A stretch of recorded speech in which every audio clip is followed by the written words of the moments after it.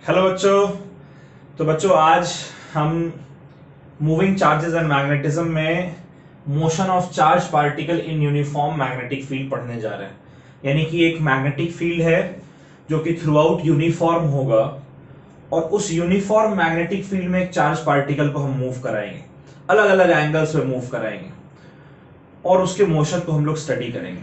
तो बच्चों इससे पहले अभी तक हमने जो बेसिक कॉन्सेप्ट्स है वो सीख लेता। ओर्स्टेड एक्सपेरिमेंट हमने पढ़ लिया प्रीवियस लेक्चर में, हमने लॉरेंट्स फोर्स के बारे में पढ़ लिया प्रीवियस लेक्चर में। एक करंट कैरिंग कंडक्टर के ऊपर कितना फोर्स लगता है जब हम उसे मैग्नेटिक फील्ड के रीजन में प्लेस करते हैं, ये हमने पढ़ लिया पिछले लेक्चर में। इनके न्यूमेरिकल्स भी हमने देखे हैं। आज हम एक चार्ज पार्टिकल को यूनिफॉर्म मैग्नेटिक फील्ड के रीजन में मूव कराएंगे और उसके मोशन को हम लोग स्टडी करेंगे। लेकिन इससे पहले कि मैं ये स्टार्ट करूं बच्चों, एक छोटा सा मैं आपके सामने एक इक्वेशन लिखने जा रहा हूं। ये जो कंडीशन हमने पढ़ा है, क्या हमने ऐसा पढ़ा है कि k cap is equals to I cap cross J cap होता है ना। I cap cross J cap हमारा k कैप के बराबर होता है। या तो यहां से नोटिस कीजिए, आई कैप जो है वो x एक्सिस के अलोंग लाई करता है। आई कैप जो हमारा है वो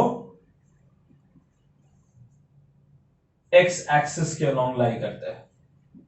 जो j कैप है वो y एक्सिस के अलोंग लाई करता है। राइट बच्चों, तो इसका मतलब यही हुआ कि आई कैप क्रॉस जे कैप जो है वो xy प्लेन में लाई करना चाहिए। Right I cap x axis के अलोंग, जे कैप y एक्सिस के अलोंग, यानी i क्रॉस j ये xy प्लेन, मतलब xy प्लेन के अलोंग नहीं लाई करना चाहिए, ये xy प्लेन में दोनों वेक्टर्स इंडिविजुअली लाई कर रहे हैं। ठीक है, तो ये i cap cross j cap जो कि k कैप के बराबर है, ये z एक्सिस के अलोंग लाई कर रहे हैं। k कैप क्या है? z एक्सिस के अलोंग। नोटिस कीजिए कि ये k कैप z एक्सिस के अलोंग है, i कैप x एक्सिस के अलोंग है, j कैप y एक्सिस के अलोंग। इसका मतलब कि जो k कैप हमारा, अगर इस तरीके से हम इक्वेशन लिखते हैं तो लेफ्ट हैंड साइड पर जो वेक्टर है उसकी जो डायरेक्शन है वो क्रॉस प्रोडक्ट के पहले वाले वेक्टर के भी परपेंडिकुलर है और दूसरे वाले वेक्टर के भी परपेंडिकुलर है। राइट, इसी तरीके से मैं एक इक्वेशन लिखने जा रहा हूं, f vector is equals to q into v vector cross b vector.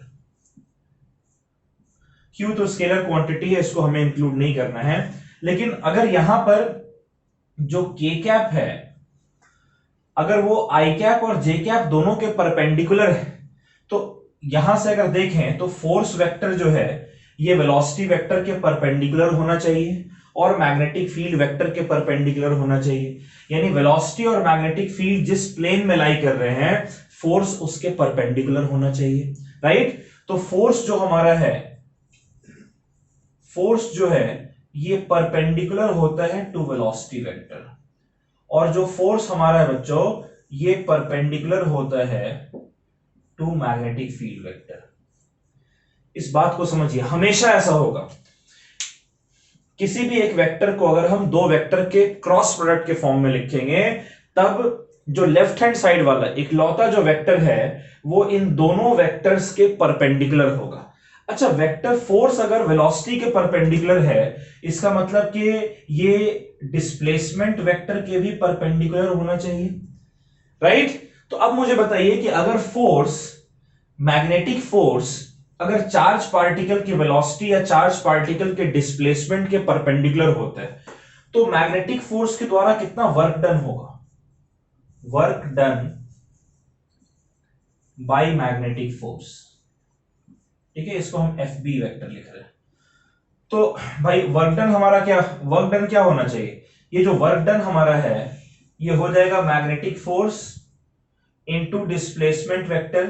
ठीक है, यानी डिस्प्लेसमेंट का मैग्नीट्यूड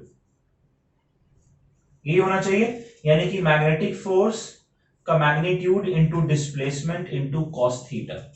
लेकिन आप नोटिस कीजिए कि मैग्नेटिक फोर्स वेलोसिटी के हमेशा परपेंडिकुलर है, तो वेलोसिटी जिस डायरेक्शन में, डिस्प्लेसमेंट उसी डायरेक्शन में। इसका मतलब कि फोर्स जो है वो डिस्प्लेसमेंट के परपेंडिकुलर हुआ। इसका मतलब फोर्स और डिस्प्लेसमेंट के बीच में एंगल 90 डिग्री है। और जब थीटा हमारा 90 डिग्री के बराबर होता है उस केस में जो कॉस थीटा है वो हमारा 0 हो जाता है। दैट मीन्स कि मैग्नेटिक फोर्स के द्वारा जो वर्क डन है वो हमारा 0 के बराबर आएगा। राइट, आप समझ रहे हैं? वर्क डन जो हमारा है वो मैग्नेटिक फोर्स कितना वर्क करता है किसी चार्ज पार्टिकल के ऊपर, 0 वर्क करता है। जब मैग्नेटिक फोर्स कोई वर्क ही नहीं कर रहा है तो क्या इस चार्ज पार्टिकल की वेलोसिटी चेंज होगी? नहीं चेंज होगी। वर्क अगर नहीं कर रहा है, अगर कोई वर्क नहीं है, समझिए इस बात को कि अगर वर्क आपका 0 है इसका मतलब कि काइनेटिक एनर्जी जो है जो कि ½ mv² होता है वो क्या होना चाहिए? कांस्टेंट। भाई जब कोई वर्क ही नहीं हो रहा है तो ऑब्जेक्ट की एनर्जी चेंज नहीं होगी ना। और ½ mv², हाफ और m देखिए तो पहले से ही कांस्टेंट है, तो ये राइट हैंड साइड कांस्टेंट होने का मतलब है कि वेलोसिटी या स्पीड जो है वो कांस्टेंट होनी चाहिए। नॉट वेलोसिटी, स्पीड कांस्टेंट होनी चाहिए। इसका मतलब आप समझिए, मैं फिर से एक बार एक्सप्लेन कर रहा हूं, समझिएगा। k cap is equal to I cap cross J cap, ये इक्वेशन हम क्लास 11 में ही पढ़ चुके हैं। इसका मतलब क्या है कि लेफ्ट हैंड साइड पर इकलौत अकेले जो वेक्टर हमने लिखा है जो दो वेक्टर के क्रॉस प्रोडक्ट के बराबर है, ये इन दोनों इंडिविजुअल वेक्टर के परपेंडिकुलर है। k कैप आई कैप के भी परपेंडिकुलर है और k कैप जे कैप के भी परपेंडिकुलर है, ये तो हम जानते हैं। उसी तरीके से मैंने इक्वेशन लिखा। इस इक्वेशन को अगर इससे कंपेयर करें तो ये मैग्नेटिक फोर्स जो है वेलोसिटी वेक्टर के परपेंडिकुलर होना चाहिए और मैग्नेटिक फील्ड के भी परपेंडिकुलर होना चाहिए। अच्छा, वेलोसिटी वेक्टर के परपेंडिकुलर है यानी कि डिस्प्लेसमेंट वेक्टर के भी परपेंडिकुलर है।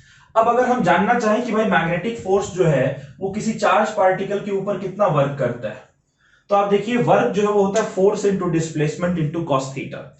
और चूंकि फोर्स और डिस्प्लेसमेंट एक दूसरे के परपेंडिकुलर हैं इसलिए थीटा 90 डिग्री पुट करेगा, वर्क आपका 0 हो जाएगा। यानी मैग्नेटिक फोर्स किसी भी सूरत में चार्ज पार्टिकल के ऊपर कोई वर्क नहीं करता है, फोर्स लगाता है लेकिन वर्क नहीं करता है। तो ये तो हमने सीखा है ना कि भाई जरूरी तो नहीं कि फोर्स लगे तो वर्क हो ही।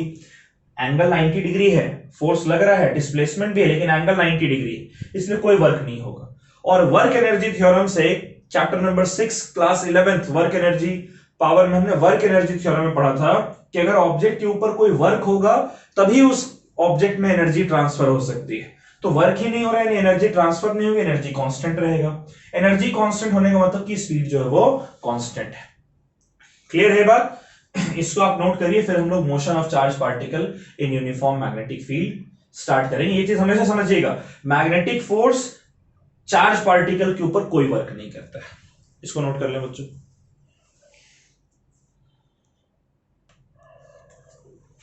ठीक है बच्चों, तो कंसीडर करिए, अब हम लोग इसको स्टार्ट करते हैं। आपने समझ लिया है कि मैग्नेटिक फोर्स जो है वो चार्ज पार्टिकल के ऊपर कोई वर्क नहीं करता है। कंसीडर करिए कि हमारे पास एक क्यू चार्ज पार्टिकल है, ठीक है, और ये क्यू चार्ज पार्टिकल अगर बी यूनिफॉर्म मैग्नेटिक फील्ड में v वेलोसिटी के साथ मूव करता है, ठीक है, हमारे पास एक चार्ज पार्टिकल है q जो कि v वेलोसिटी के साथ b यूनिफॉर्म मैग्नेटिक फील्ड में मूव करता है, तो उस केस में इस चार्ज पार्टिकल के ऊपर जो फोर्स एक्सपीरियंस होगा, मैग्नेटिक फोर्स, वो हमारा होना चाहिए equals to QVB into sine theta.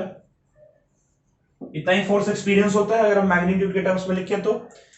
अब ये जो फोर्स एक्सपीरियंस हो रहा है, इस फोर्स को हम लोग जरा स्टडी करते हैं।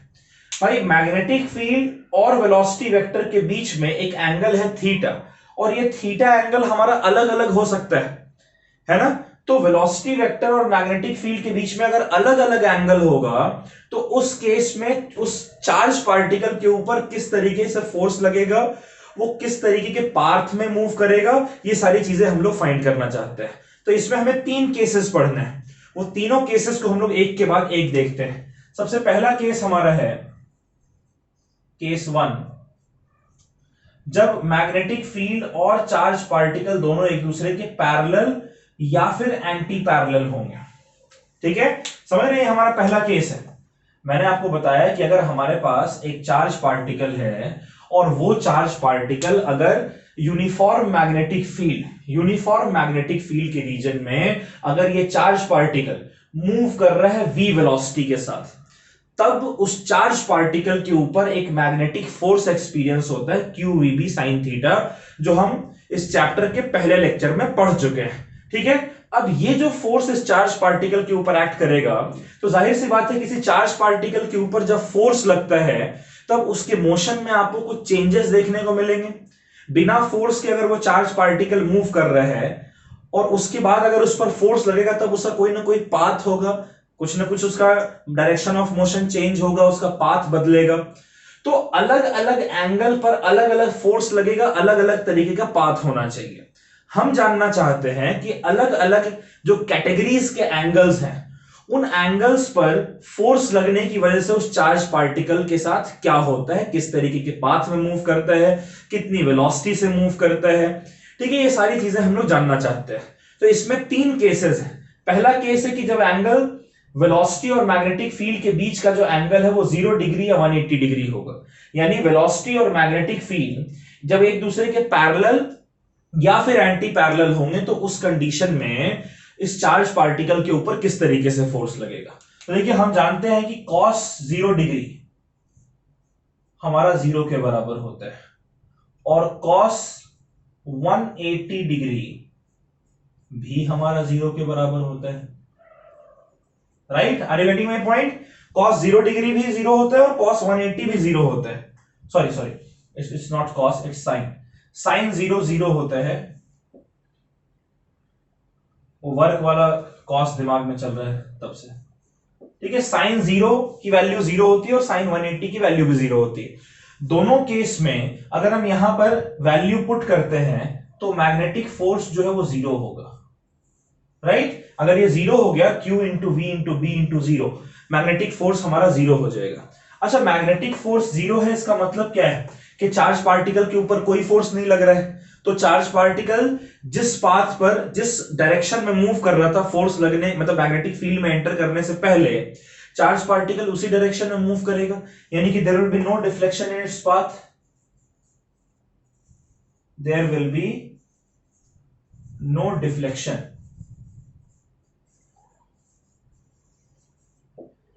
in path of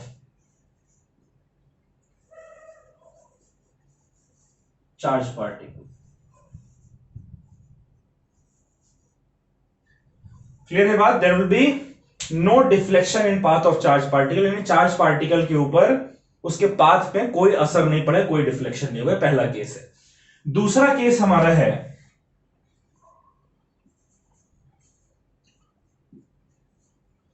कि जब वेलोसिटी वेक्टर और मैग्नेटिक फील्ड वेक्टर एक दूसरे के परपेंडिकुलर होंगे, उस कंडीशन में क्या होगा। ठीक है, दूसरा केस है कि जब वेलोसिटी वेक्टर और मैग्नेटिक फील्ड वेक्टर इनके बीच का एंगल 90 डिग्री होगा, तब उस कंडीशन में क्या होगा। देखिए, वेलोसिटी और मैग्नेटिक फील्ड एक दूसरे के परपेंडिकुलर है और फोर्स तो इन दोनों के परपेंडिकुलर पहले से ही है। यानी कि ये कंडीशन हो गया हमारा कि वेलोसिटी वेक्टर मैग्नेटिक फील्ड के परपेंडिकुलर है और वेलोसिटी वेक्टर और मैग्नेटिक फील्ड ये फोर्स के भी परपेंडिकुलर है। यानी तीनों जो है वो एक दूसरे के परपेंडिकुलर है। एक एक्स एक्सिस के अलोंग लाई कर रहा है, एक वाई एक्सिस के अलोंग और एक जेड एक्सिस के अलोंग। तो मान लेते हैं कि हमारा जो मैग्नेटिक फील्ड है वो perpendicular to the plane of this board है। तो मैग्नेटिक फील्ड जब परपेंडिकुलर है तो उसको हम या तो डॉट या तो क्रॉस से रिप्रेजेंट कर सकते हैं। ठीक है, तो मैं इसको इस तरीके से मान लीजिए रिप्रेजेंट कर देता हूं।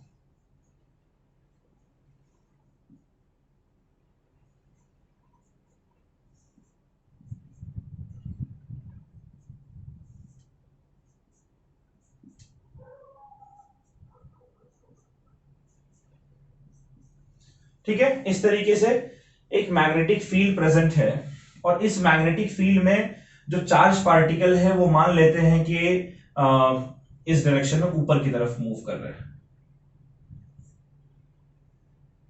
मान लेते हैं चार्ज पार्टिकल की वेलोसिटी किधर है बच्चों, वाई एक्सिस के अलोंग।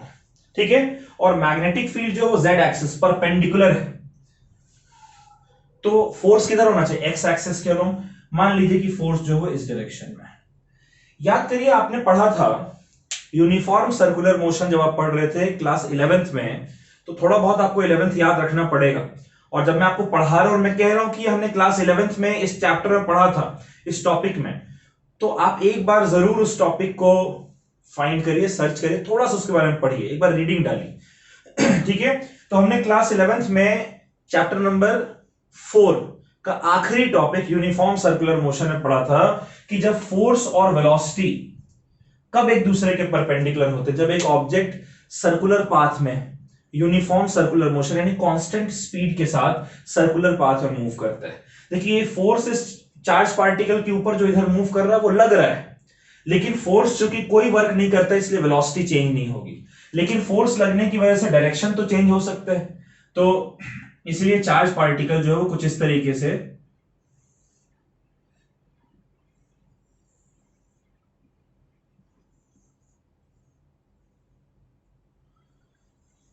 ये जो चार्ज पार्टिकल है कुछ इस तरीके से एक सर्कुलर ट्रेजेक्टरी में मूव करेगा।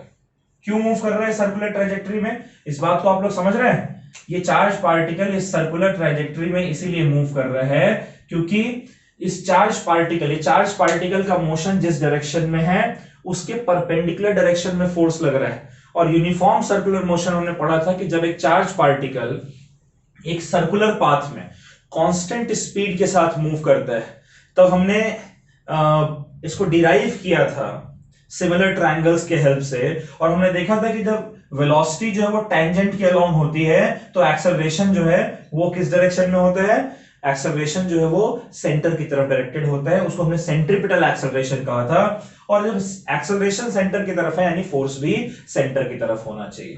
तो जब चार्ज पार्टिकल की वेलोसिटी और जो पहले से मैग्नेटिक फील्ड प्रेजेंट है ये दोनों एक दूसरे के परपेंडिकुलर होते हैं, इनके बीच का एंगल 90 डिग्री होता है, तब फोर्स लगने की वजह से, क्योंकि फोर्स और वेलोसिटी दोनों से परपेंडिकुलर हैं, तब उस केस में जो चार्ज पार्टिकल है वो एक सर्कुलर पाथ में मूव करता है।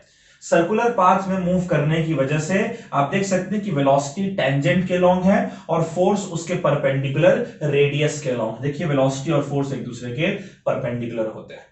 इस कंडीशन में जो मैग्नीट्यूड ऑफ फोर्स इस चार्ज पार्टिकल के ऊपर लगेगा वो हो जाएगा Q into V into B into sine 90 degree, और साइन 90 हमारा 1 के बराबर होता है, इसीलिए जो मैग्नेटिक फोर्स है ये QVB के बराबर होगा, राइट।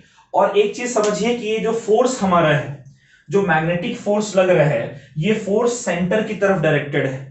तो कोई भी ऐसा फोर्स जो सेंटर की तरफ डायरेक्टेड होता है उस फोर्स को हम लोग सेंट्रीपिटल फोर्स बोलते हैं, और उस सेंट्रीपिटल फोर्स की जो वैल्यू है वो होती है mv² अपॉन r, जहां v वो स्पीड है जिसके साथ चार्ज पार्टिकल मूव कर रहे हैं, m उसका मास, और r इस सर्कुलर ट्रेजेक्टरी का रेडियस।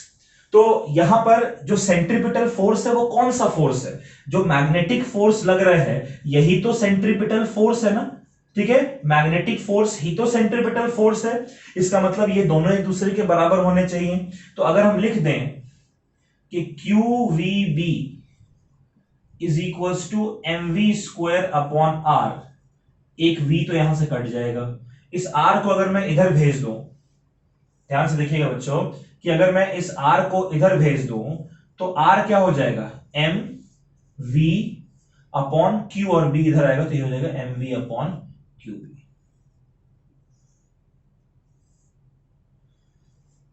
आप नोटिस कीजिए इस इक्वेशन में आप देख सकते हैं, इसे मैं इस तरीके से भी लिख सकता हूं, अगर मैं v को मैं इधर ले जाऊं तो ये हो जाएगा r upon v is equals to m upon QB। देखिए m मास है चार्ज पार्टिकल का कांस्टेंट, q चार्ज पार्टिकल का चार्ज है कांस्टेंट, और b यूनिफॉर्म मैग्नेटिक फील्ड है यानी कांस्टेंट। तो रेडियस और वेलोसिटी का जो रेशियो है वो कांस्टेंट होता है, या आप कह सकते हैं कि रेडियस और वेलोसिटी दोनों एक दूसरे के डायरेक्टली प्रोपोर्शनल होते हैं। अगर चार्ज पार्टिकल ज्यादा स्पीड से मूव करेगा तो वो बड़े सर्कल के रेडियस में मूव करेगा, और अगर कम स्पीड से मूव करेगा तब वो छोटे सर्कल के रेडियस में मूव करेगा। क्लियर है बात? चलिए तो आपका रेडियस आ गया। अच्छा, जब ये चार्ज पार्टिकल एक सर्कुलर पाथ में मूव कर रहे हैं तो एक पॉइंट से स्टार्ट करके वापस जब वो अपने ओरिजिनल पॉइंट पर आएगा तब उसे जितना भी टाइम लगता है एक सर्कल कंप्लीट करने में वो उसका टाइम पीरियड है। तो टाइम पीरियड कितना होगा ये भी जरा हम लोग फाइंड कर लेते हैं। टाइम पीरियड ऑफ रेवोल्यूशन है ना, टाइम पीरियड ऑफ रेवोल्यूशन जो है बच्चों, इस केस में टाइम क्या होता है, टाइम होता है डिस्टेंस अपॉन स्पीड, ठीक है। तो डिस्टेंस जो है, जब एक चार्ज पार्टिकल एक कंप्लीट सर्कल कवर करता है तभी तो उसका टाइम, उसके टाइम को टाइम पीरियड कहते हैं। तो एक सर्कल कंप्लीट करने पे जो डिस्टेंस वो कवर करता है वो सर्कमफेरेंस के बराबर है, यानी कि 2 पाई आर के बराबर, डिवाइडेड बाय कितनी स्पीड से मूव कर रहा है, v स्पीड से मूव कर रहा है।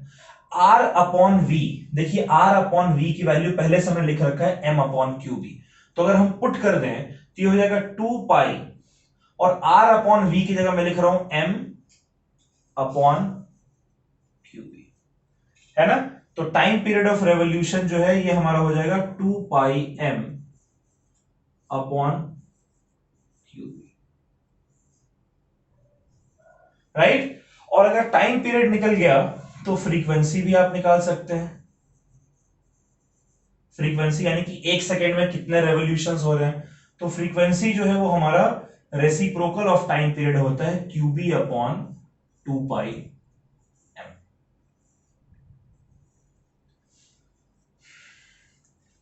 क्लियर है बच्चों, ये बात आपको समझ में आ रही है? ओके सो अच्छा, इसमें आप एनर्जी भी निकाल सकते हैं। यहां पर एनर्जी निकालने के लिए अगर आपको काइनेटिक एनर्जी निकालनी है इस चार्ज पार्टिकल की, तो वो काइनेटिक एनर्जी हो जाएगी हाफ mv², ठीक है। तो ये v की जगह हम लोग क्या लिख सकते हैं देखिए v जो हमारा है वो अगर qb को इधर ले जाए और m को इधर ले जाए तो qb r अपॉन m होगा, v हो जाएगा equals to qb r upon m, right. तो आप लिख सकते हैं यहां से v स्क्वायर है यानी q square b square r square upon 2, नीचे m है तो इसका स्क्वायर करेंगे m स्क्वायर आएगा, और ऊपर एक m है कट के ये सिर्फ m आ जाएगा। इतनी काइनेटिक एनर्जी उस चार्ज पार्टिकल की होगी, और ये काइनेटिक एनर्जी डिपेंड करती है चार्ज पार्टिकल कितने रेडियस में मूव कर रहा है। भाई रेडियस ज्यादा तो स्पीड ज्यादा, और स्पीड ज्यादा तो काइनेटिक एनर्जी ज्यादा। क्लियर है? तो ये दो केसेस हमने देखा है। पहला केस जब 0 डिग्री यानी पैरेलल या एंटी पैरेलल है तब कोई फोर्स नहीं लगता, चार्ज पार्टिकल के ट्रेजेक्टरी में कोई असर नहीं पड़ेगा। अगर 90 डिग्री एंगल है तब फोर्स और वेलोसिटी परपेंडिकुलर है, और मैग्नेटिक फील्ड भी जब परपेंडिकुलर है तो उस कंडीशन में चार्ज पार्टिकल जो है वो एक सर्कुलर ट्रेजेक्टरी में मूव करता है, उसके ऊपर इतना फोर्स लगता है QVP, और चूंकि फोर्स सेंटर की तरफ डायरेक्टेड है इसलिए सेंट्रीपिटल फोर्स mv²/r है। इन दोनों को इक्वेट करके हम रेडियस निकाल सकते हैं चार्ज पार्टिकल की, वेलोसिटी निकाल सकते हैं, टाइम पीरियड निकाल सकते हैं, फ्रीक्वेंसी निकाल सकते हैं, काइनेटिक एनर्जी निकाल सकते हैं। चलिए इसको नोट कर लीजिए बच्चों। फिर एक और हम लोग कंडीशन देखते हैं। ये 0 और 180 हो गया, ये 90 डिग्री हो गया। अब हम लोग ना बाकी और एंगल्स, यानी 90 डिग्री नहीं है, 0 डिग्री नहीं है, 180 डिग्री नहीं है, तब बाकी एंगल्स पे जैसे 60 डिग्री हो, 45 डिग्री हो, तो थीटा एंगल कुछ है उस पर क्या होगा उसको हम लोग समझते हैं। इसको पहले आप लोग नोट कर लीजिए।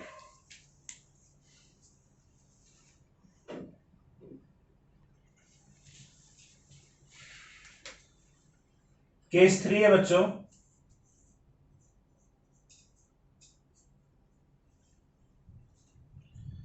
केस 3 हमारा है कि when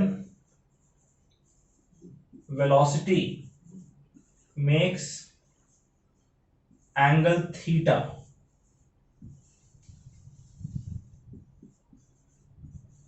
with magnetic field, ठीक है। जब वेलोसिटी और मैग्नेटिक फील्ड के बीच में एंगल थीटा है, ठीक है, सपोज करिए कि मैग्नेटिक फील्ड इस डायरेक्शन में, ठीक है, और वेलोसिटी जो है वो इस डायरेक्शन में, यानी इसके बीच में एंगल थीटा है, राइट। जब वेलोसिटी कुछ थीटा एंगल बनाएगा मैग्नेटिक फील्ड के साथ, और यहां थीटा हमारा 0 नहीं होगा, 180 नहीं होगा, 90 नहीं होगा, सब हम डिस्कस कर चुके हैं, ठीक है। तो वेलोसिटी और मैग्नेटिक फील्ड जब एक दूसरे के साथ थीटा एंगल बना रहा है तब देखिए वेलोसिटी के दो कंपोनेंट्स होंगे। एक कंपोनेंट होगा पैरेलल टू मैग्नेटिक फील्ड जिसे हम लोग V पैरेलल कहेंगे। V पैरेलल जो है बच्चों वो V cos थीटा के बराबर है, और एक कंपोनेंट होगा वेलोसिटी का जो कि मैग्नेटिक फील्ड के परपेंडिकुलर होगा, इसे हम लोग V परपेंडिकुलर कह रहे हैं, और ये आपका V sin थीटा के बराबर है, राइट। तो परपेंडिकुलर कंपोनेंट जो है, वेलोसिटी जब परपेंडिकुलर होगा तब हमने पढ़ लिया कि इस केस में यानी वेलोसिटी, ये जो वेलोसिटी परपेंडिकुलर वाला वेलोसिटी का जो कंपोनेंट जो मैग्नेटिक फील्ड के परपेंडिकुलर है, इस कंपोनेंट का काम होगा चार्ज पार्टिकल को एक सर्कुलर पाथ में मूव कराने का, राइट। इस कंपोनेंट का क्या काम होगा, चार्ज पार्टिकल को सर्कुलर पाथ में मूव कराने का। और जो पैरेलल वाला कंपोनेंट वी पैरेलल, जो पैरेलल है वो हमने पहले केस में पढ़ा था कि वो कोई फोर्स नहीं लगाता है, तो चार्ज पार्टिकल जिस डायरेक्शन में मूव कर रहा है उसी डायरेक्शन में मूव करेगा, ठीक है। यानी कि यहां दोनों चीजें हो रही है, चार्ज पार्टिकल आगे भी मूव कर रहा है और सर्कुलर पाथ में मूव कर रहा है, यानी उस चार्ज पार्टिकल का जो पाथ है वो कुछ इस तरीके का होना चाहिए, हेलिकल पाथ, स्प्रिंग के जैसा, ठीक है। यानी चार्ज पार्टिकल सर्कल में भी मूव कर रहा है और साथ ही साथ चार्ज पार्टिकल जो आगे भी बढ़ रहा है। सर्कल में क्यों मूव कर रहे हैं, क्योंकि वेलोसिटी का एक कंपोनेंट मैग्नेटिक फील्ड के परपेंडिकुलर है, जो परपेंडिकुलर वाला कंपोनेंट है वो चार्ज पार्टिकल को एक सर्कुलर पाथ में मूव कराएगा, ठीक है, इस तरीके सर्कुलर पाथ में। और जो पैरेलल वाला कंपोनेंट है वो चार्ज पार्टिकल को आगे बढ़ाएगा, तो चार्ज पार्टिकल सर्कुलर पाथ में मूव कर रहा है और साथ ही साथ आगे भी बढ़ रहा है, तो ऐसे ऐसे होगा, इस तरीके से चार्ज पार्टिकल सर्कल में मूव करेगा और आगे भी बढ़ता चला जाएगा। क्लियर है बात। तो अब जरा इसके डायनेमिक्स को अगर हम देखें तो देखिए क्या होगा। बच्चों याद करिए हमने पढ़ा था कि जो रेडियस है वो क्या था, वो था mv upon QB, right, mv upon QB. Radius हम किसका देख रहे हैं, इस केस में जो सर्कल है उसका रेडियस देख रहे हैं, तो यहां पर सर्कल किसकी वजह से बन रहा है, परपेंडिकुलर कंपोनेंट की वजह से, तो यहां पर जो रेडियस इस केस में होगा वो हो जाएगा m into V perpendicular upon QB.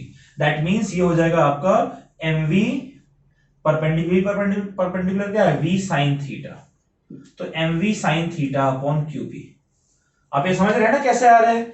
ये पिछला केस देखिए, वहां हमने रेडियस कैलकुलेट किया था, रेडियस हमारा आया था mv अपॉन क्यूबी, जहां v वेलोसिटी है, ठीक है, उसी वेलोसिटी की वजह से वो सर्कुलर पाथ में मूव कर रहा था। यहां पर कौन से वेलोसिटी की वजह से सर्कुलर पाथ में मूव कर रहा है, v साइन थीटा, इसलिए हमने m v sine theta upon QB लिखा है। उसी तरीके से टाइम पीरियड जो हमारा है रेवोल्यूशन का, वो हमारा आया था 2 पाई r अपॉन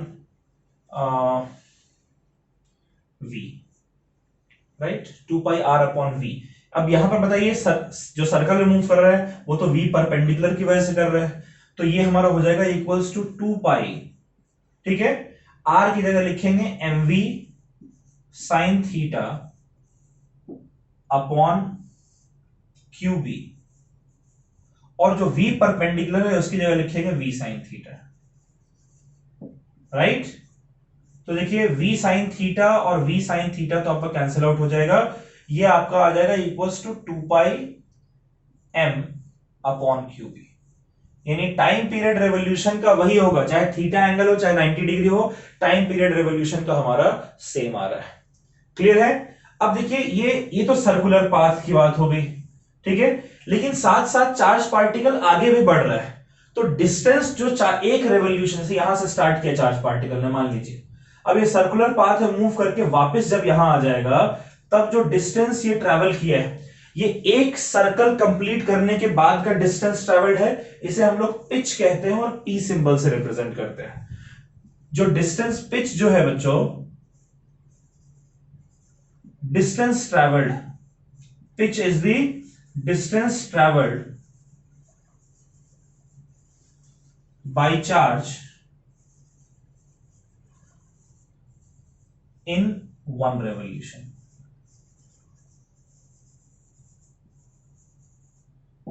एक रेवोल्यूशन में जो डिस्टेंस ट्रैवल्ड है वो पिच है, तो पिच क्या हो जाएगा, पिच यानी डिस्टेंस, और डिस्टेंस हमारा क्या होता है, डिस्टेंस हमारा होता है velocity into time.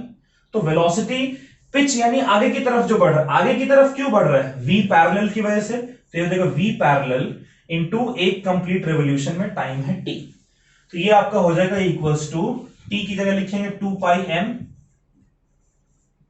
Upon QB, और v पैरेलल की जगह लिखेंगे v कॉस थीटा, यानी पिच जो हमारा है वो आ गया equals to 2 pi M V cos theta upon Q V. Clear है? ये परपेंडिकुलर कंपोनेंट के लिए है इस केस में, और ये जो है पैरेलल कंपोनेंट के लिए। ठीक है बच्चों, इसको नोट कर लीजिए।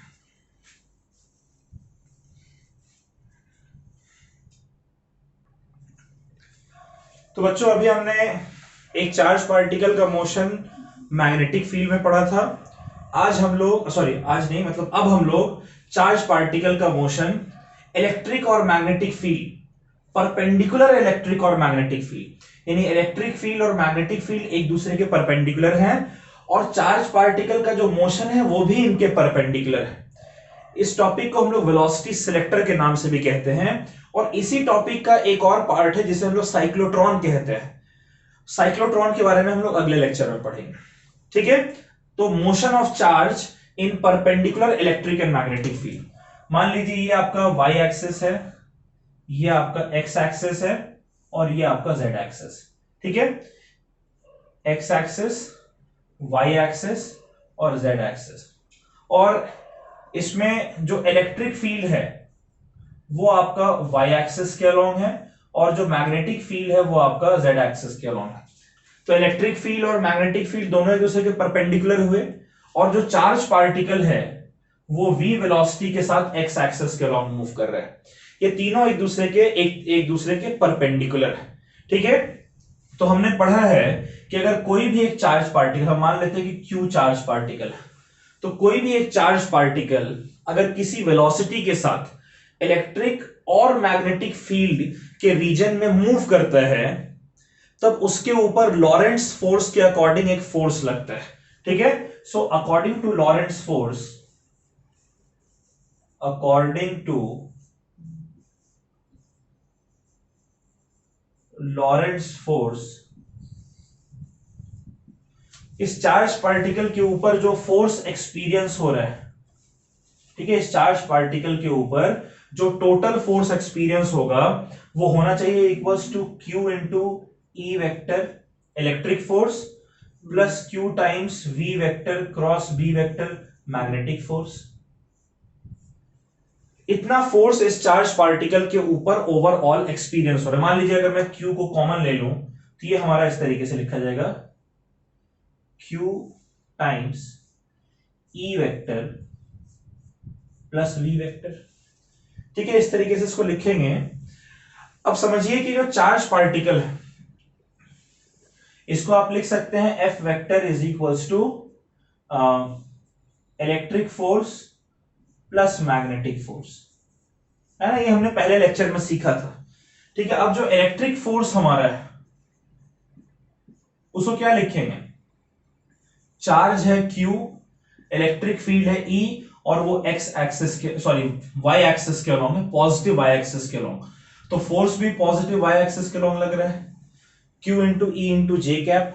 उसी तरीके से अगर मैग्नेटिक फोर्स की बात करें तो मैग्नेटिक फोर्स हमारा है Q इंटू वी वेक्टर, और ये एक्स एक्सिस के अलोंग है, तो इसको हम लिख सकते हैं V I cap cross magnetic field जो है वो जेड एक्सिस के अलोंग है, तो बी के कैप। ये हमारा हो गया equals to Q V B into I cap cross K cap, I cap cross K cap.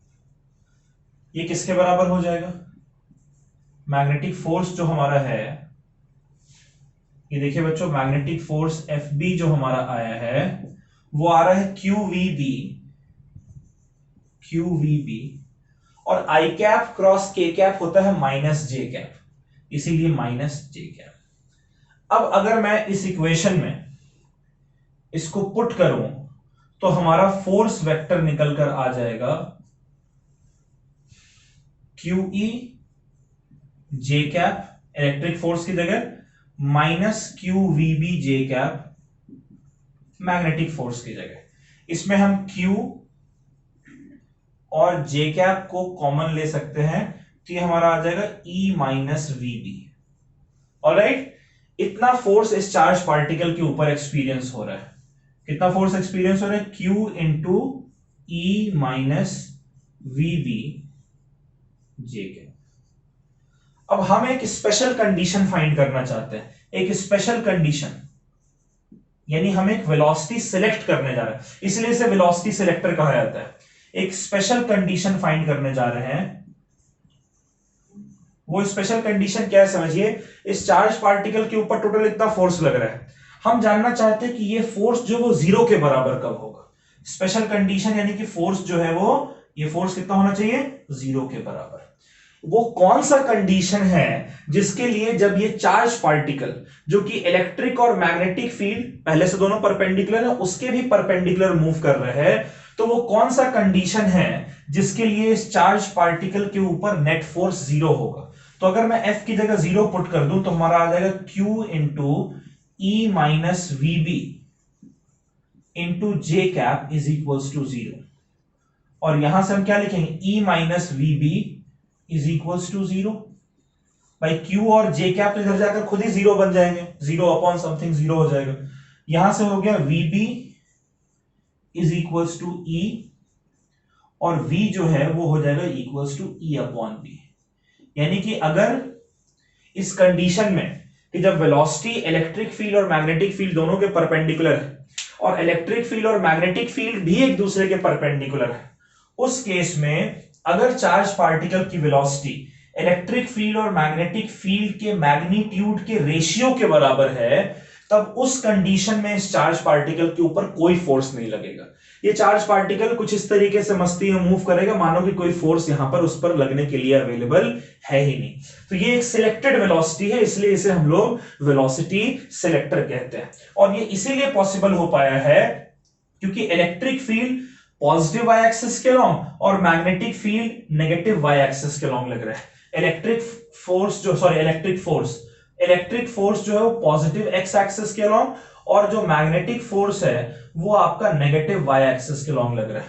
तो दोनों डायरेक्शन में अपोजिट है, तो जब इन दोनों का मैग्नीट्यूड इक्वल होगा तो मैग्नीट्यूड इक्वल डायरेक्शन में ऑपोजिट नेट फोर्स जीरो हो जाएगा। और कब इनका मैग्नीट्यूड इक्वल होगा? जब वेलोसिटी ई और बी के रेशियो के बराबर होगा, तो उस कंडीशन में इस पर कोई फोर्स नहीं लगेगा।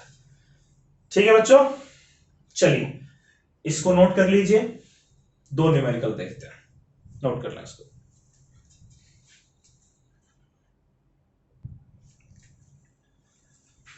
चलिए बच्चों, जो टॉपिक हमने पढ़ा है उसके न्यूमेरिकल्स को देखते हैं। तो मैं पहला क्वेश्चन लिखने जा रहा हूं। क्वेश्चन आप लोग नोट करें मेरे साथ। क्वेश्चन कह रहे हैं an electron moving horizontally an electron moving horizontally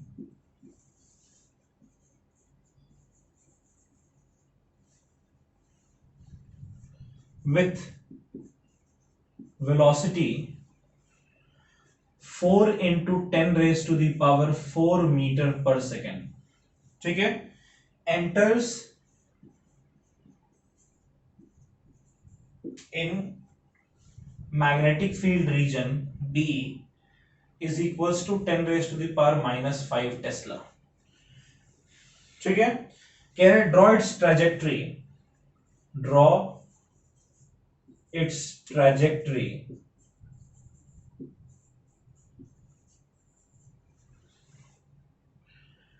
and find time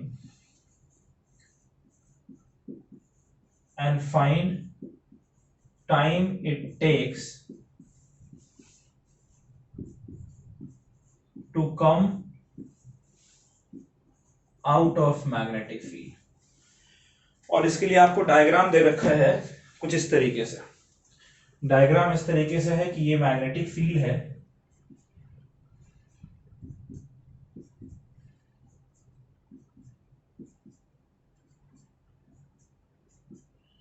और यहां तक मैग्नेटिक फील्ड है, और एक चार्ज पार्टिकल है जो कि इस डायरेक्शन में इलेक्ट्रॉन जो है वो एंटर कर रहा है। ठीक है, ट्रेजेक्ट्री फाइंड करने का मतलब है कि किस पाथ से वो मूव करेगा वो, और उस पाथ का रेडियस। तो क्वेश्चन कह रहे हैं कि एन इलेक्ट्रॉन मूविंग हॉरिजॉन्टली, तो एक इलेक्ट्रॉन जो है वो हॉरिजॉन्टल डायरेक्शन में मूव कर रहा है। कैसे मूव कर रहा है बच्चों? एक इलेक्ट्रॉन हॉरिजॉन्टल डायरेक्शन में मूव कर रहा है with velocity 4 into 10 raised to the power 4 metre per second. तो वेलोसिटी आपका है 4 into 10 raised to the power 4 metre per second. कौन सा चार्ज पार्टिकल है? इलेक्ट्रॉन। तो इलेक्ट्रॉन के ऊपर जो चार्ज है वो होगा 1.6 into 10 raised to the power -19 coulomb. Electron का जो मास है वो होगा 9.1 into 10 raised to the power -31 kg। Electron mention कर दिया, यानी कि चार्ज और मास आपको पता होना चाहिए। ठीक है, अब कह रहा है कि ये इलेक्ट्रॉन मैग्नेटिक फील्ड जो कि 10 raised to the power -5 Tesla है, इस मैग्नेटिक फील्ड के रीजन में एंटर करता है। तो मैग्नेटिक फील्ड के रीजन में देखिए इलेक्ट्रॉन हॉरिजॉन्टल डायरेक्शन में है, और क्रॉस का मतलब क्या होगा कि जो मैग्नेटिक फील्ड है वो अंदर की तरफ है। तो मैग्नेटिक फील्ड अंदर, और जो मतलब इस बोर्ड के परपेंडिकुलर, और जो इलेक्ट्रॉन है मतलब जो चार्ज पार्टिकल है वो बोर्ड के प्लेन में ही मूव कर रहा है। तो यानी कि दोनों के बीच का एंगल 90 डिग्री हुआ, तो थीटा जो है वो यहां पर 90 डिग्री दे रखा है। अब देखिए वेलोसिटी और मैग्नेटिक फील्ड के बीच में जब एंगल 90 डिग्री होता है तो हमने सीखा है कि वो चार्ज पार्टिकल एक सर्कुलर पाथ में मूव करेगा। तो ये चार्ज पार्टिकल सर्कुलर पाथ में मूव करना चाहिए, या तो इस तरीके से सर्कुलर पाथ में मूव करेगा, या तो फिर इस तरीके से सर्कुलर पाथ में मूव करेगा, या तो नीचे जा सकता है तो ऊपर जा सकते हैं। हम देखना चाहते हैं कि किस डायरेक्शन में मूव करेगा। तो पहले इलेक्ट्रॉन को भूल जाइए, अगर कोई चार्ज पार्टिकल होगा तो वो चार्ज पार्टिकल कैसे मूव करना चाहिए, इसको हम लोगों ने देखा कि डायरेक्शन फोर्स का, जिस डायरेक्शन में फोर्स, अगर नीचे फोर्स लगेगा तो नीचे की तरफ मूव करेगा, ऊपर फोर्स लगेगा तो ऊपर की तरफ मूव करेगा। तो फोर्स का डायरेक्शन हमें पता करना है कि फोर्स किधर लग रहा है। तो मैग्नेटिक फील्ड जो है इसे हम लोग जो 4 फिंगर है उसको पॉइंट करता है मैग्नेटिक फील्ड की डायरेक्शन में, ये मैग्नेटिक फील्ड की डायरेक्शन है। ठीक है, और जो वेलोसिटी वेक्टर है, जो चार्ज पार्टिकल जिस डायरेक्शन में मूव कर रहा है उसको मिडिल फिंगर से रिप्रेजेंट करते हैं। तो परपेंडिकुलर डायरेक्शन में मैग्नेटिक फील्ड 4 फिंगर के अलोंग, और मिडिल फिंगर के अलोंग इसी डायरेक्शन में है, मोशन है इस चार्ज पार्टिकल का, तो चार्ज पार्टिकल के मोशन के अलोंग मैंने मिडिल फिंगर को रखा है। तो फोर्स किधर लग रहा है? थंब जिस डायरेक्शन में पॉइंट करता है फोर्स उधर लगता है, तो फोर्स किधर लग रहा है? ऊपर की तरफ।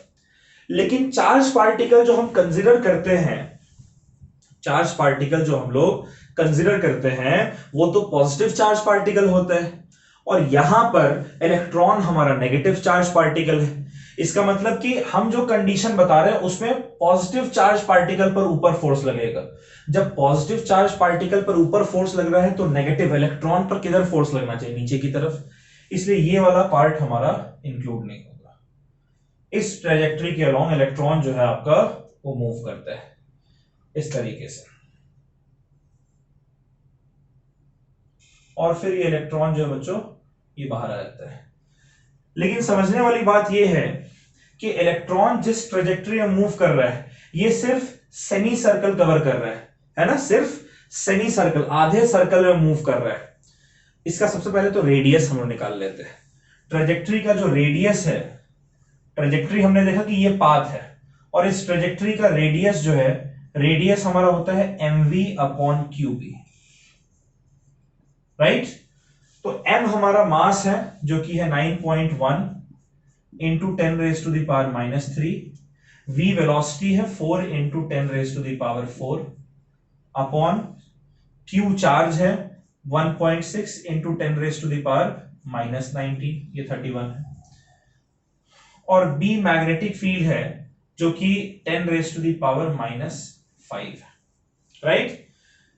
तो 10 raised to the power -19 और 10 raised to the power -5 हो गया 10 raised to the power -24, और ये 10 raised to the power -24 जब इसको कट करेगा तो हो जाएगा 10 raised to the power -7, और ये 10 raised to the -7 जब इससे कट होगा तो हो जाएगा 10 raised to the power -3, यानी ये हमारा आ रहा है 4 को कट करिए इससे तो ये हो जाएगा 0.4, यानी ये हो गया 9.1 upon 0.4 into 10 raised to the power -3।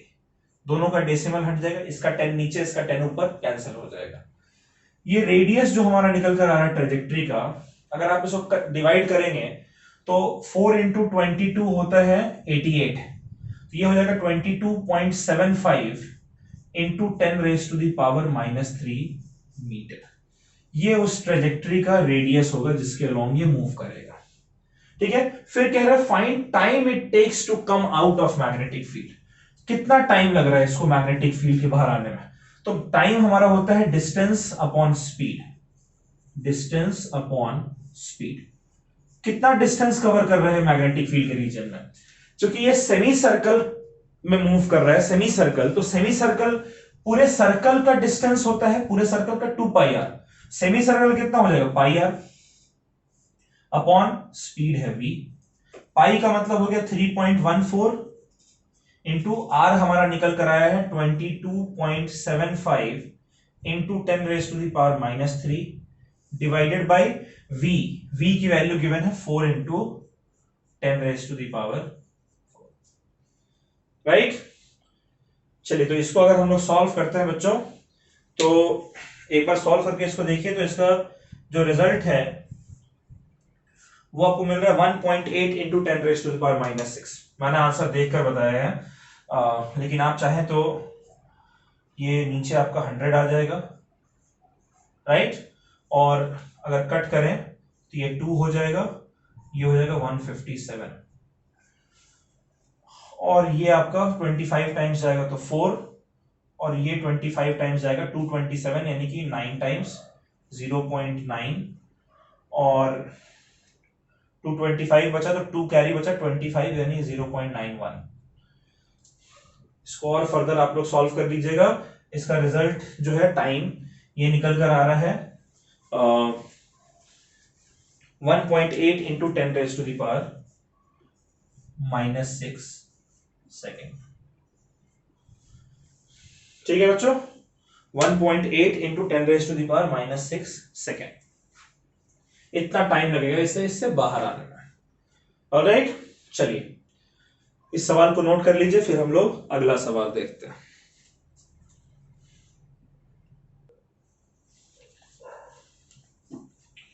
Question note करिए बच्चों। क्वेश्चन है an electron travels in circular path, an electron, E minus का मतलब electron, an electron travels in a circular path of radius, in a circular path of radius 20 centimeter। ठीक है, in magnetic field 2 into 10⁻³ Tesla. पहला कह रहा है calculate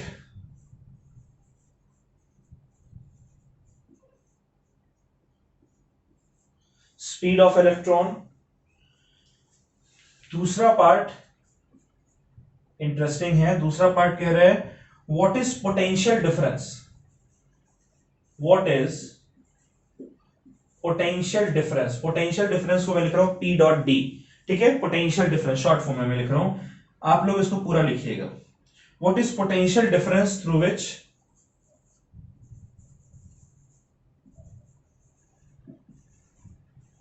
electron must be accelerated, electron must be accelerated to acquire this speed, to acquire this speed। चलिए पहले एक बार सवाल समझ लीजिए। क्वेश्चन कह रहा है कि एक इलेक्ट्रॉन है जो कि एक सर्कुलर पाथ में ट्रैवल कर रहा है। इलेक्ट्रॉन कैसे ट्रैवल कर रहा है? चार्ज पार्टिकल सर्कुलर पाथ में ट्रैवल कर रहा है। सर्कुलर पाथ में जैसे ही ट्रैवल कर रहा है, आपके दिमाग में आना चाहिए कि अच्छा ठीक है, इसका मतलब वेलोसिटी और मैग्नेटिक फील्ड के बीच में जो एंगल है वो 90 डिग्री है। सेकेंड केस जो हमने पढ़ा था। तो इलेक्ट्रॉन एक सर्कुलर पाथ में ट्रैवल कर रहा है, जिस सर्कुलर पाथ का रेडियस, जिस सर्कुलर पाथ का जो रेडियस है बच्चों वो 20 सेंटीमीटर है, यानी कि 0.2 मीटर है। और कहां मूव कर रहा है? ये एक ऐसे रीजन में मूव कर रहा है जिसका मैग्नेटिक फील्ड आपको गिवन है 2 into 10⁻³ टेस्ला। ठीक है, तो कह रहा है कैलकुलेट द वेलोसिटी। सबसे पहला आपको निकालना है वेलोसिटी। तो वेलोसिटी का फॉर्मूला क्या होता है, याद करिए हमने रेडियस का फॉर्मूला लिखा था r is equal to mv upon QB. तो यहां से वेलोसिटी को लिख सकते हैं QB r upon m। QB को इधर भेज दिया, r तक मल्टीप्लाई हो जाएगा, m भेज दिया इधर डिवाइड हो जाएगा, फॉर्मूला आ गया। तो भाई v निकाल लें, q यानी कि charge of electron 1.6 into 10 raise to the power minus 19, b magnetic field है 2 into 10 raise to the power minus 3, r उसका रेडियस है जो कि आपको 0.2 दे रखा है, डिवाइडेड बाय मास m जो कि होता है 9.1 into 10 raise to the power minus 31। ठीक है, ये हो गया 10 रेज टू माइनस 3 और माइनस 19 हो गया माइनस 22। जब ये इससे कट होगा तो ये हो जाएगा 10 raise to the power minus 9। ठीक है, इसको अगर ऊपर भेज दें, ये हमारा कितना हो रहा है 1.6 इंटू 2 हो गया 3.2, 3.2 इंटू 0.2 तो 3.2 इंटू 2 होता 6.4, एक पॉइंट है इसलिए हो जाएगा 0.64 डिवाइडेड बाय 9.1 इंटू 10 माइनस 9 ऊपर जाएगा, हो जाएगा 10 raise to the power 9। Clear है, ये डेसिमल हटाएंगे तो नीचे 100 आएगा, इस डेसिमल को हटाएंगे ऊपर 10 आएगा, ये कट गया। ठीक है, ये कटकर हो जाएगा 64 upon 91 into 10 raise to the power 8, और 10 रेज टू द पावर 8 में मैं 10 रेज टू द पावर 7 इधर लिख रहा हूं और एक 10 जो है उसको 64 से मल्टीप्लाई कर दे रहा है। तो 91 के टेबल में अगर 64 आप देखें तो 91 इंटू 7 होता है 637, तो ये हो जाएगा 7.0 समथिंग, यानी कि लगभग approximately 7 into 10 raise to the power 7 metre per second. इतनी वेलोसिटी होगी चार्ज पार्टिकल की। अब कह रहे हैं कि what is the potential difference through which electron must be accelerated to acquire this speed. Potential difference क्या है बच्चों, एनर्जी। ठीक है, टू एक्वायर दिस स्पीड, अब जब इलेक्ट्रॉन कोई स्पीड एक्वायर करेगा तब उसकी एनर्जी होगी काइनेटिक एनर्जी। तो कह रहे हैं कि कितनी एनर्जी पोटेंशियल डिफरेंस के टर्म्स में होनी चाहिए ताकि इलेक्ट्रॉन की कुछ मतलब वो काइनेटिक एनर्जी हो। तो हम लोग यहां पर इक्वेशन लगा देंगे कि भाई पोटेंशियल डिफरेंस हमसे पूछ रहा है, पोटेंशियल डिफरेंस मतलब कि चार्ज, पोटेंशियल डिफरेंस तो पर यूनिट चार्ज, लेकिन हमारे पास क्यू चार्ज इलेक्ट्रॉन का जो चार्ज है उसके लिए, तो पोटेंशियल एनर्जी क्यू इंटू ई, इसको हम रख दे रहे हैं काइनेटिक एनर्जी के बराबर हाफ mv²। तो यहां पर ये कैपिटल V है पोटेंशियल डिफरेंस, पोटेंशियल डिफरेंस को इलेक्ट्रॉन चार्ज से मल्टीप्लाई करेंगे तो ये आ जाएगा पोटेंशियल एनर्जी। तो जब एनर्जी होगी तो वही पोटेंशियल एनर्जी तो काइनेटिक एनर्जी में कन्वर्ट होगी ना। ठीक है, जब ये इलेक्ट्रॉन ट्रैवल कर रहा है तो कुछ ना कुछ पोटेंशियल एनर्जी होगी, तभी तो पोटेंशियल एनर्जी खर्च हुई और काइनेटिक एनर्जी में कन्वर्ट हो रही। इसे मैंने लिख दिया हाफ mv² के बराबर। तो यहां से v जो हमारा है बच्चों ये आ जाएगा mv² अपॉन 2q। m क्या है, mass of electron 9.1 into 10 raise to the power minus 31 into v² यानी 7 का स्क्वायर हो जाएगा 49 और 10 रेज टू पावर 7 का स्क्वायर हो जाएगा 10 raise to the power 40 divided by 2 into Q electron का चार्ज है 1.6 into 10 raise to the power minus 19। ये हो गया आपका 10 raise to the power minus 12 और ये जब कट होगा तो ये हो जाएगा 10 रेज टू द पावर 2। तो वेलोसिटी जो हमारा है बच्चों वो आ रहा है 9.1 इंटू 49 अपॉन 2। ठीक है, अपॉन 2 इंटू 1.6 यानी कि अपॉन 3.2। 2 इंटू 1.6, 2 इंटू 16 होता 32, तो 3.2 into 10 raise to the power 2।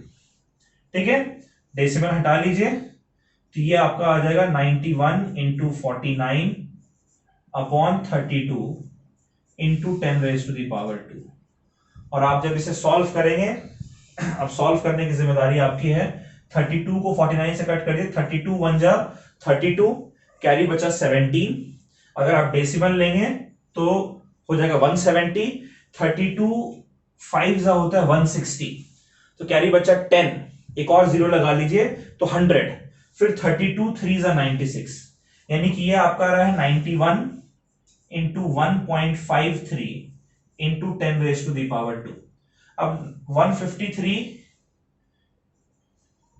10 raise to the power 2 को मल्टीप्लाई करें तो कितना हो जाएगा, 152 153 हो जाएगा ना, तो 153 इंटू 91, ये हो गया 153, 9 3 जा 27, कैरी ओवर 2, 9 5 जा 45 और 2 47, कैरी ओवर 4, 9 1 जा 9 और 4 13, ये आपका आ गया 3, 12 का 2 कैरी ओवर 1, 7 1 8 1 9 1 3 9 2 3। ठीक है, इसका पोटेंशियल कितना होना चाहिए, 13923 वोल्ट अप्रोक्सीमेटली, क्योंकि हमने इसके आगे डेसिमल नहीं लिया है। इसको आप लिख सकते हैं 1.3923 को लगभग लगभग 1.4 लिख सकते हैं into 10 raise to the power 4 volt, या फिर आप इसको लिख दीजिए 14 into 10 raise to the power 3 volt, है ना। और 10 रेज टू द पावर 3 होता है किलो, यानी कि ये हो गया 14 किलो वोल्ट। ऑलराइट, इस कैलकुलेशन को मैं हटा दे रहा हूं, ये कैलकुलेशन तो आप खुद से कर लेंगे। चलिए ठीक है बच्चों, तो इसको आप लोग नोट कर लीजिए। इस तरीके के कुछ सवाल थोड़ा सा बस दिमाग लगाना है, क्या गिवन है, क्या पूछ रहा है। जब भी पोटेंशियल डिफरेंस यूज करने को कहेगा और कह रहा है चार्ज पार्टिकल इतनी स्पीड हो रही है, पोटेंशियल एनर्जी को काइनेटिक एनर्जी के बराबर इक्वेट करके v की वैल्यू निकाल लीजिए। या पोटेंशियल डिफरेंस दिया हुआ हो, वेलोसिटी पूछ रहा है, तो भी इस फॉर्मूले से कर सकते हैं। ठीक है, ये v आपका पोटेंशियल डिफरेंस है, ये v आपका वोल्ट है, और ये v आपकी स्पीड है। बहुत सारे v आ गए इसमें। चलिए, तो ये टॉपिक हमारा खत्म हो गया। अगले लेक्चर में एक बहुत इंपॉर्टेंट टॉपिक साइक्लोट्रॉन पढ़ेंगे हम लोग, उसके भी न्यूमेरिकल सॉल्व करेंगे। तब तक यहां तक के जो टॉपिक्स हैं उसको आप अच्छे से कवर कर लीजिए। बस अब एक दो टॉपिक और हैं जो कि इस चैप्टर में आपका कॉन्सेप्ट बनाएंगे, फिर आप बहुत कंफर्टेबल हो जाएंगे चैप्टर पढ़ने में। चलिए बच्चों, bye bye, take care, stay safe, पढ़ाई जरूर से करिएगा और इसको नोट कर लीजिए। बाय।